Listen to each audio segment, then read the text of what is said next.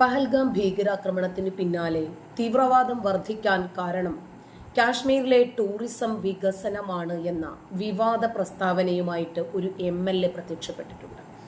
ഉത്തർപ്രദേശിൽ നിന്നുള്ള മുൻ മന്ത്രിയും അതുപോലെ ജൻസത്താദൾ അഥവാ ലോക താന്ത്രിക് MLAയുമായിട്ടുള്ള രഘുരാജ് പ്രതാപ് സിംഗ് എന്ന രാജു ഭയ്യയാണ് ഈ രൂപത്തിൽ ഒരു പ്രതികരണം നടത്തിയിരിക്കുന്നത്.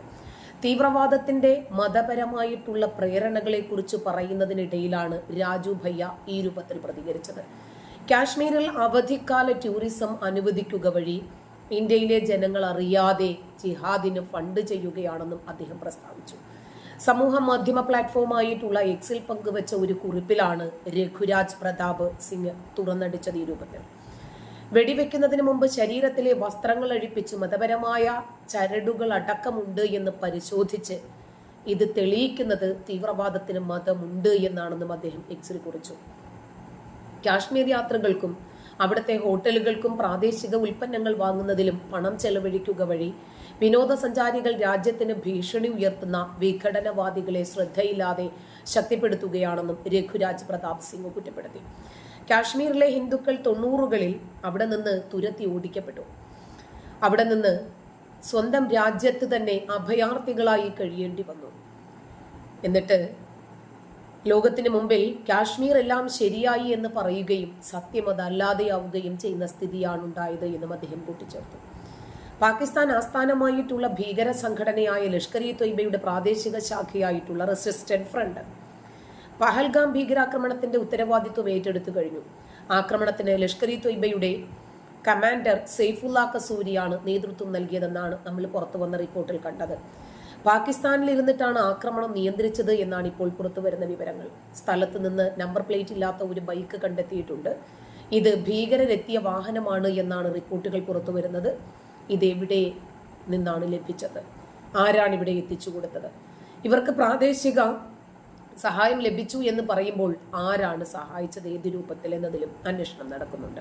കാശ്മീരിലുള്ള 2 പേർ ഉൾപ്പെടെ 6 ഭീകരരാണ് ആക്രമണം നടത്തിയത്. 2017 പരിശീലനത്തിനു വേണ്ടി ഇവർ പാകിസ്ഥാനിലേക്ക് കടന്ന് വിദേശ ഭീകരരുടെ അവസാന ബാച്ചിനൊപ്പം ചേർന്നു എന്നാണ് വിലയിരുത്തപ്പെടുന്നത്.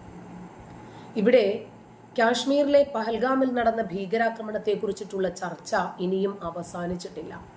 കാരണം അവിടെ നടന്നത് ടാർഗറ്റ് കില്ലിങ് തന്നെയാണ്. മതം ചോദിച്ച്, കലിമ ചൊല്ലാൻ ആവശ്യപ്പെട്ട്, നമസ്കരിക്കാൻ ആവശ്യപ്പെട്ട്, പാൻ്റ് അഴിച്ചു നോക്കി മുസ്ലിമാണോ എന്ന് ചോദിച്ച് 5-ലധികം വരുന്ന ഒരു സംഘം മിലിറ്ററി യൂണിഫോമും മാസ്കും ധരിച്ച തീവ്രവാദികൾ ആളുകളെ വെടിവെച്ചു പച്ചയ്ക്ക് കൊലപ്പെടുത്തുന്നു. ഇതിന് പിന്നിൽ ദി റെസിസ്റ്റന്റ് ഫ്രണ്ട് അഥവാ TRF എന്ന് പറയുന്ന ഒരു പാകിസ്ഥാൻ ആസ്ഥാനമായി പ്രവർത്തിക്കുന്ന തീവ്രവാദ സംഘടനയാണ് എന്ന് സൈന്യം തന്നെ നിജപ്പെടുത്തിയിട്ടുണ്ട്. ലഷ്കർ-ഇ-തൊയ്ബ എന്ന് പറയുന്ന ഭീകര സംഘടനയുടെ ഒരു ബ്രാഞ്ചാണിത്. പാകിസ്ഥാൻ ഭീകര നേതാവായ ഷെയ്ഖ് സജ്ജാദ് ഗുള്ളാണ് ഇതിന്റെ തലവൻ. മുസ്ലിം പേര് പറഞ്ഞവരിൽ സംശയം തോന്നിയവരോട് നമസ്കരിക്കാൻ ആവശ്യപ്പെടുന്നു. അങ്ങനെ മുസ്ലിമാണ് എന്ന് ബോധ്യം വന്നപ്പോഴാണ് അവരെ ഒഴിവാക്കിയത്. എന്നിട്ട് ചാട്ട് കഴിച്ചുകൊണ്ടിരുന്ന ഭാര്യ ഭർത്താക്കന്മാരോട് മുസ്ലിമാണോ എന്ന് ചോദിച്ചതും മറുപടി വൈകിയതിനാൽ വെടിവെച്ചതും ഒപ്പമായിരുന്നു. കർണാടകയിലെ ഷോമോഗ സ്വദേശിയായ മഞ്ജുനാഥിനെ വെടിവെച്ച് കൊന്ന ശേഷം ഭാര്യ പല്ലവിയോട് ഭീകരർ പറഞ്ഞത് ഇങ്ങനെയാണ്: നീ പോയി മോദിയോട് പറ, എന്നെയും കൊല്ലൂ, നിങ്ങൾ എൻ്റെ ഭർത്താവിനെ കൊന്നില്ലേ എന്ന പല്ലവിയുടെ ഭീകരരോടുള്ള യാചനയ്ക്കാണ് നിന്നെ കൊല്ലില്ല, ചെന്ന് മോദിയോട് പറ എന്നവർ പറഞ്ഞത്. സംഭവം നടന്നിടത്തും സമീപ പ്രദേശങ്ങളിലുമായി ആയിരക്കണക്കിന് ടൂറിസ്റ്റുകൾ ഉണ്ടായിരുന്നു. വെടിയൊച്ച കേട്ടപ്പോൾ ജനങ്ങൾ പല വഴിക്കായി ജീവനും കൊണ്ടോടി. പലർക്കും ആളുകളുടെ പുറത്ത് തട്ടി വീണ് പരിക്ക് പറ്റിയിട്ടുണ്ട്. കുട്ടികളാണ് കൂടുതലും. 30-ൽ പരം ആളുകളാണ് ഇപ്പോൾ ആശുപത്രിയിൽ ചികിത്സയിൽ കഴിയുന്നത്. രക്ഷപ്പെടുന്നതിന് വേണ്ടി ഓടിയ ആൾക്കാരെ ഭീകരർ വെടിവെച്ചത് പലതും കുതിരകൾക്കാണ് കൊണ്ടത്. എത്ര എണ്ണം അപായപ്പെട്ടു എന്ന് ഇതുവരെയും ക്ലിയർ ആയിട്ടില്ല. ഓടാൻ കഴിയാതെ തളർന്നു നിന്നവരെല്ലാം വെടിയേറ്റ് മരിച്ചു. കന്നഡ സ്വദേശികളാണ് ഏറ്റവും കൂടുതൽ ആക്രമണത്തിന് ഇരയായവർ. കൊല്ലപ്പെട്ടവരിൽ ഒരു ഇസ്രായേൽ പൗരനും ഒരു ഇറ്റലി പൗരനുമുണ്ട്. അവധി ആഘോഷിക്കുന്നതിന് വേണ്ടി പോയ ബാംഗ്ലൂരിൽ നിന്നുള്ള ഒരു വിഭാഗം IB ഉദ്യോഗസ്ഥൻ അടക്കം കൊല്ലപ്പെട്ടതായിട്ടാണ് വിവരം. സ്ത്രീകളെ ഭീകരർ ആക്രമിച്ചിട്ടില്ലത്രേ. ലോക്കൽ ആളുകൾ ഒന്നടങ്കം ടൂറിസ്റ്റുകളുടെ രക്ഷയ്ക്കായി മുന്നോട്ട് വന്നതാണ് ശ്രദ്ധേയമായിട്ടുള്ള മറ്റൊരു വിഷയമെന്നും പലരെയും രക്ഷിച്ചത് അവരാണെന്നും പറയപ്പെടുന്നു. യാത്ര ക്യാൻസൽ ചെയ്ത് സ്വന്തം നാടുകളിലേക്ക് കൂട്ടത്തോടുകൂടി മടങ്ങാൻ ഒരുങ്ങുകയാണ് ടൂറിസ്റ്റുകൾ ഭൂരിപക്ഷവും. തദ്ദേശവാസികളും ടൂർ ഓപ്പറേറ്റർമാരും ഗൈഡുകളും വ്യാപാരികളും വെണ്ടർമാരും അവരെ പിന്തിരിപ്പിക്കാനുള്ള തീവ്രമായിട്ടുള്ള ശ്രമം തുടരുന്നുണ്ട്. ഒരു ഭാഗത്ത് അള്ളാഹു അവർക്കുള്ള ശിക്ഷ ഉറപ്പായും നൽകും. ഇവർ ജഹന്നത്തിന്റെ അഗ്നിയിലാണ്, അതായത് നരകത്തിൽ എരിയാൻ പോകുന്നത്. നിരായുധരായിട്ടുള്ള ഞങ്ങളെ, അതിഥികളെയാണ് ഇവർ കൊന്നത്. ഞങ്ങളുടെ ജീവിതമാണ് ഇവർ ഇല്ലാതാക്കിയത്. ടൂറിസ്റ്റുകൾ വരാതിരുന്നാൽ കാശ്മീർ നരകമാകും. അതാണ് ഇവർ ആഗ്രഹിക്കുന്നതെന്ന് കാശ്മീർ MLA സജ്ജാദ് ഗനീലോൺ മാധ്യമങ്ങളോട് പറഞ്ഞിട്ടുണ്ട്. 16-ാം നൂറ്റാണ്ടു വരെ നീണ്ടുനിന്ന ഇസ്ലാമിക സൈനികരുടെ ഭരണം, അവരുടെ അടിച്ചമർത്തലുകൾ ഹിന്ദുക്കളെ സംബന്ധിച്ചിടത്തോളം ജീവൻ മരണ പോരാട്ടം തന്നെയായിരുന്നു. നഗരങ്ങൾ ചുട്ട് ചാമ്പലാക്കപ്പെടുകയും ജനങ്ങൾ കൂട്ടമായി കൊല്ലപ്പെടുകയും ചെയ്തിട്ടുണ്ട്. ലക്ഷക്കണക്കിന് ആളുകളായിരുന്നു ഓരോ ക്യാമ്പയിനിലും കൊല്ലപ്പെട്ടതിലുണ്ടായിരുന്നത്.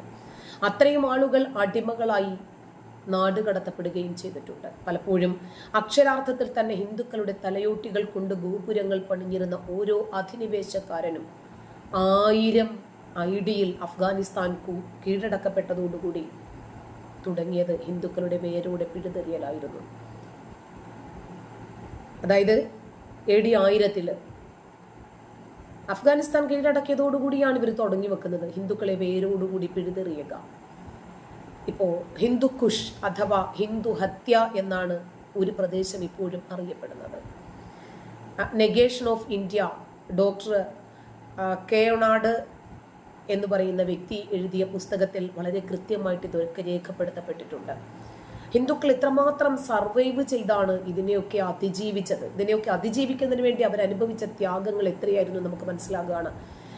അതായത് ഇസ്ലാമിക അധിനിവേശക്കാർ കൊന്നു തള്ളിയ ഹിന്ദുക്കളെ കുറിച്ച് ഔദ്യോഗികമായിട്ടുള്ള കണക്കുകൾ പോലും ഇന്ന് ലഭ്യമല്ല. സത്യസന്ധമായിട്ട് 13-ലധികം നൂറ്റാണ്ടുകളിൽ ഭാരതത്തെ പോലെ വിസ്തൃതമായിട്ടുള്ള ഒരു ഉപഭൂഖണ്ഡത്തിൽ 6 മില്യൺ അല്ല, അതിനേക്കാൾ എത്രയോ മടങ്ങ് ഹിന്ദുക്കളെ ഇസ്ലാമിക ജിഹാദികൾ അനായാസം കൊന്നൊടുക്കിയിട്ടുണ്ടാകാമെന്നാണ് മുസ്ലിം ചരിത്രകാരന്മാരുടെ തന്നെ പ്രധാനപ്പെട്ട സാക്ഷ്യങ്ങളിലൂടെ കണ്ണോടിക്കുമ്പോൾ നമുക്ക് മനസ്സിലാകുന്നത്.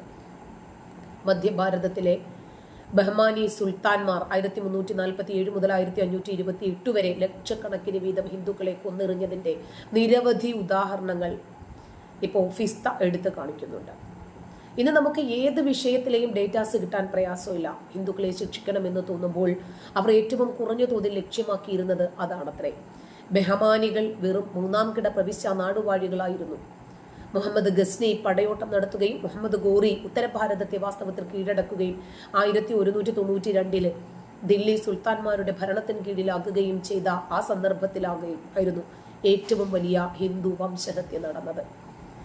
1000 CE ഭാരത ഉപഭൂഖണ്ഡത്തിലെ ജനസംഖ്യ 200 മില്യൺ ആയിരുന്നുവെന്നും 1500 അത് 170 മില്യണിലേക്ക് താഴ്ന്നുവെന്നും ഭാരതീയ ചരിത്രകാരനായ KS Lal growth of Muslim population in modern India എന്ന പുസ്തകത്തിൽ രേഖപ്പെടുത്തുന്നു.